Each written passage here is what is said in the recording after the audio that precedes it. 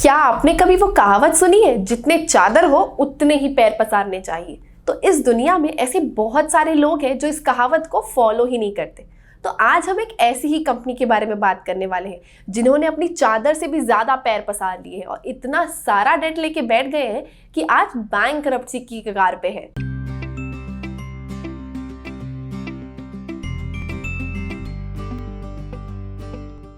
Hey everyone, welcome back to ticker. मैं हूं कीर्ति और आज हम बात करने वाले हैं चाइना के रियल एस्टेट क्राइसिस के बारे में, जो कि हाल ही में हुआ था एवरग्रांड कंपनी की वजह से। इस वीडियो के एंड में हम ये भी जानेंगे कि इस क्राइसिस का global market and Indian market पे इसका क्या असर पड़ा है। लेकिन वीडियो को स्टार्ट करने से पहले अगर आप इस चैनल पे न्यू हैं और आपने अभी तक इस चैनल को सब्सक्राइब नहीं किया है तो देर किस बात का कर रहे हैं, जल्दी से सब्सक्राइब कीजिए और बेल आइकन को हिट कीजिए ताकि हमारी सारी ही वीडियोस की नोटिफिकेशंस आप तक पहुंचती रहे। तो रिसेंटली ही चाइना की one of the biggest real estate company Evergrande ने अपने इंटरेस्ट पेमेंट्स में डिफॉल्ट किया है, which led to a major financial crisis in China, जिसकी वजह से इस इंसिडेंट को यूएस के 2008 लेमैन ब्रदर क्राइसिस के साथ भी कंपेयर किया जा रहा है, क्योंकि Lehman brother crisis huge debt लेने की वजह से आया था।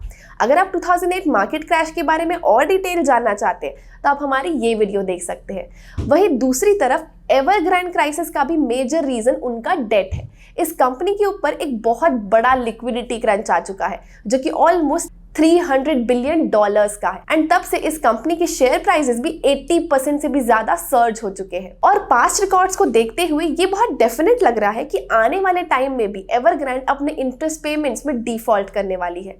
तो जब से ये न्यूज मार्केट में आई है तब से कई सारे स्टॉक मार्केट इंडाइसेस डाउन हो चुके हैं, जैसे कि S&P 1.5% से गिरा है, डाउ जोन्स 700 पॉइंट से गिर चुका है। तो आखिर ये सवाल यहाँ पे ये आता है कि आखिर इस कंपनी ने ऐसा किया क्या है कि दुनिया भर में इसका इम्पैक्ट नजर आ रहा है और इंडिया पे इसका क्या इम्पैक्ट है और आगे चल के और क्या इम्पैक्ट हो सकता है। चलिए जानते हैं। तो सबसे पहले बात करते हैं कि आखिर ये एवरग्रांड कंपनी करती क्या है। तो इस कंपनी की शुरुआत 1996 में हुई थी और धीरे धीरे ये चाइना की one of the leading and biggest real estate companies में से एक बन गई, with the motive of building residential properties. इनके 1300 से भी ज्यादा प्रोजेक्ट्स हैं जो ये ओन करते हैं, वो भी चाइना की 280 अलग अलग सिटीज में। इवन ये कंपनी हांगकांग के स्टॉक मार्केट में भी लिस्टेड है। इवन इस कंपनी की रेसिडेंशियल प्रॉपर्टीज के अलावा ये थीम पार्क्स को भी ओन करते हैं। और तो और इन्होंने वर्ल्ड का सबसे बिगेस्ट सॉकर स्कूल भी बिल्ड किया है with cost of approx $185 billion. लेकिन आज की डेट में अगर हम करंट सिनेरियो देखें तो ये कंपनी अपने $300 बिलियन की लायबिलिटीज को पे ऑफ करने में स्ट्रगल कर रही है। और जब से ये news banks, government officials and investors को पता चली है तब से इस कंपनी की credit rating and share prices दोनों ही बहुत बुरी तरीके से गिर रहे हैं। इवन उनके 800 से भी ज्यादा अनफिनिश्ड प्रॉपर्टीज है जिसके पैसे उन्होंने अपने क्लाइंट से ले तो लिए हैं, लेकिन वो प्रोजेक्ट्स अभी तक बिल्ड ही नहीं हुए हैं। तो चलिए अब इस क्राइसिस का एक्चुअल रीजन समझते हैं। तो अगर हम एकदम इजी लैंग्वेज में कहें तो इस कंपनी ने बहुत सारा डेट ले लिया था जिसे वो बाद में पे ऑफ नहीं कर पा रहे थे। इस कंपनी का वर्किंग मॉडल ही कुछ ऐसा था कि अगर इन्हें कोई न्यू प्रॉपर्टी को बिल्ड करना है तो उस प्रॉपर्टी को बिल्ड करने के लिए बैंक से लोन लेते थे, उस लोन अमाउंट से उस प्रॉपर्टी को बिल्ड करते थे, और फिर से अगर उन्हें कोई नया प्रोजेक्ट बनाना है तो फिर से वो लोन लेते थे और फिर से वो उस प्रोजेक्ट को बिल्ड करते थे। तो उनका ये लोन साइकिल हमेशा चलता ही रहा।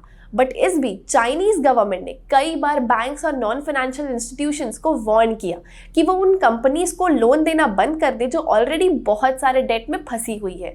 बट तब तक बहुत डिले हो चुका था। एवरग्रांड को इस तरीके से काम करने की आदत लग चुकी थी। तो जब उन्हें बैंक से लोन मिलना बंद हो गया तो वो commercial paper, wealth management product and NGOs के थ्रू लोन लेने लग गए। और फिर लास्ट में उन्होंने गवर्नमेंट को एक लेटर लिखा जिसमें उन्होंने ये कहा कि अब वो अपने कोई भी डेट और कोई भी इंटरेस्ट को पे ऑफ नहीं कर पा रहे हैं। तो जैसा कि हमने 2008 मार्केट क्रैश के वक्त समझा था कि कोई भी जब ऐसा कोई बड़ा फाइनेंशियल क्राइसिस होता है तो उसका एक डोमिनो इफेक्ट होता है, यानी कि कोई भी एक कंपनी अफेक्टेड नहीं होती है, उसके साथ साथ बहुत सारी कंपनीज को उसका फर्क पड़ता है। तो एवरग्रांड के केस में भी यही हो रहा है।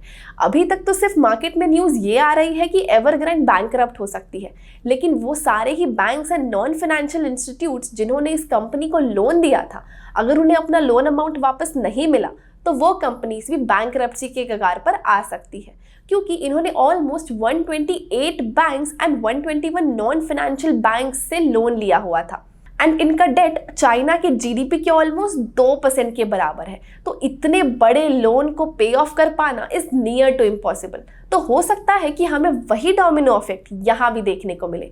अब इस पूरे इंसिडेंट से हमें ये समझ में आता है कि इस इंसिडेंट से मेजरली 4 कैटेगरीज बहुत ज़्यादा अफेक्टेड होने वाली है, जिसमें सबसे पहली कैटेगरी है banks and non financial institutions, दूसरी है बायर्स जिन्होंने इनके साथ मिलकर घर खरीदे थे और इस कंपनी ने उनसे फुल या एडवांस पेमेंट ली थी ये कहकर कि वो उन्हें घर बिल्ड करके देंगे।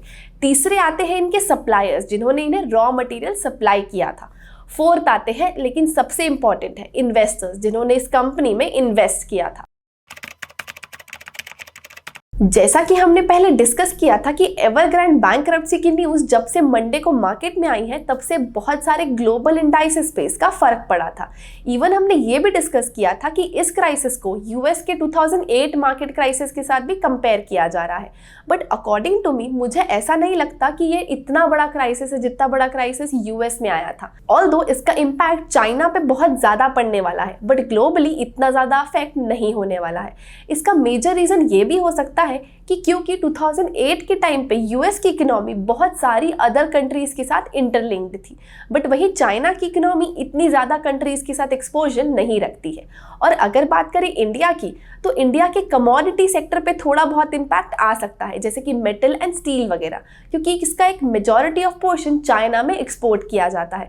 अदर दैन दैट इंडिया में इसका कोई ह्यूज इम्पैक्ट नज़र नहीं आने वाला और ना ही फ्यूचर में नज़र आएगा।